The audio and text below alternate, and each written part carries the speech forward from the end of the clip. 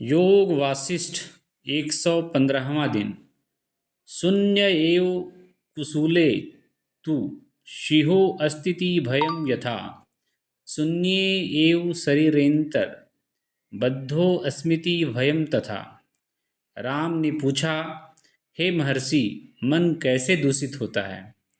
वशिष्ठ ने उत्तर दिया, हे राम, तुम्हारा बहुत सुंदर प्रश्न है, परंतु यह अवसर के अनुकूल नहीं।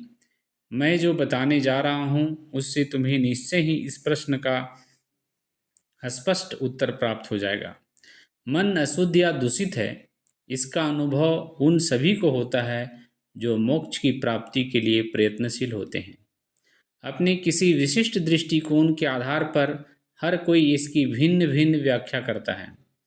जिस प्रकार वायु विभिन्न फूलों के संसर्ग से उनकी गंध ले लेती है, उसी प्रकार मन विभिन्न धारणाओं को पल्लवित करके उनकी मनोदशा प्राप्त करता है, उनके लिए उपयुक्त शरीरों की रचना करता है।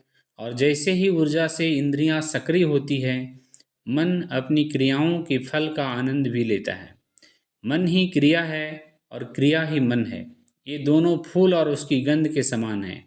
मन की अवधारणा ही क्रिया का निर्धारण करती है और क्रिया अवधारणा को पुष्ट करती है।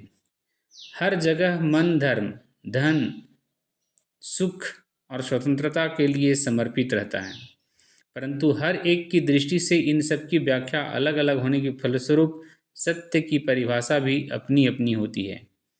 हे राम, बंधन और कुछ नहीं, पदार्थ की धारणा है। यह धारणा माया, अज्ञान आदि है।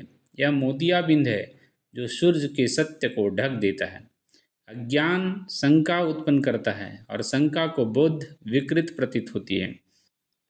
अंधेरे में शेर के खाली पिंजरे की ओर जाने से भी डर लगता है। इसी प्रकार अज्ञानी समझता है कि वह इस रिक्त शरीर में बंद है। मैं और इस संसार की धारणाएं छायाएं हैं, सत्य नहीं। ऐसी धारणाएं जिन पदार्थों को जन्म देती है वे न सत्य ही होते हैं न मिथ्या ही। इसलिए हे राम, मैं और इस संसार की धारणाओं को त्यागना चाहिए और सत्य में स्थित रहना चाहिए। जब मन सभी प्रकार के लगावों से रहित होता है, जब द्वंद्वों से चलायमान नहीं होता, जब वह पदार्थों से आकृष्ट नहीं होता और जब उसे किसी आश्रय की आवश्यकता नहीं रह जाती, तब वह भ्रम रूपी कारा से मुक्त होता है।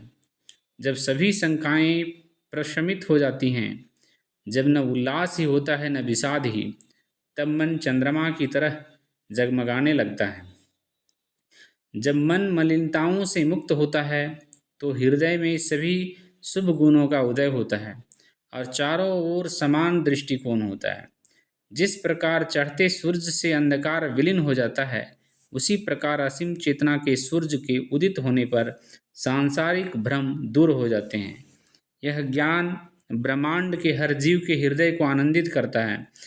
यह हर हृदय में अभिव्यक्त और व्याप्त होने में समर्थ है। संक्षेप में हम कह सकते हैं कि जो जान गया है कि क्या जानने योग्य है, वह आवागमन से परे चला जाता है। जन्म मरण उसे छुटकारा मिल जाता है। जब यहम से मुक्ति मिल जाती है, तब मन में किसी प्रकार का भ्रम नहीं रहता और मन स्वाभाविक आचरण करने लगता है। जिस प्रकार समुद्र में लहरें उठती और गिरती हैं, उसी प्रकार संसार बनते और मिटते हैं। अज्ञानी तो इससे भ्रमित होता है, परंतु ज्ञानी नहीं।